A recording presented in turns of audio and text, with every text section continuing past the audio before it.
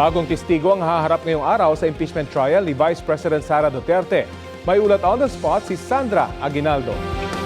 Sandra?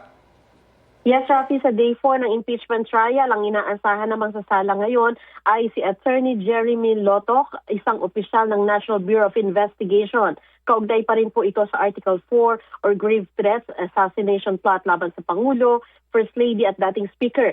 Inaasahan na susuportahan ng testimonya ni Lotoc, yung naunang testimonya naman ni NBI agent John Mark Calilong na siyang nag-imbestiga sa online press conference ni VP Sara kung saan nasambit umano niya ang sinasabing pagbabanta.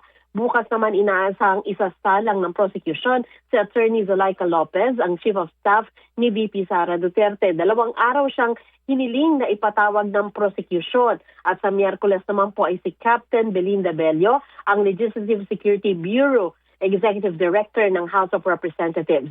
Sinugundahan po ni Attorney Renato Bantug, Clerk of the Impeachment Court, ang pahayag ni Presiding Officer Senator Chis Escudero na inaasahan daw na bibilis sa mga susunod na araw ang proceedings ng impeachment. Nitong weekend po ay sinabi naman ni Senate President Sherwin Gatchalian na sisiguruhin nila na lahat ng dokumento at ebidensya na natalakay sa impeachment ay makikita ng publiko sa Senate website. Ani Bantug, tingin niya ay sabihin na lamang ang hindi nila agad-agad na ipopost sa website ng Senado sa ngayon. Yan muna po ang pinakawaling ulat mula dito sa Senado. Rafi?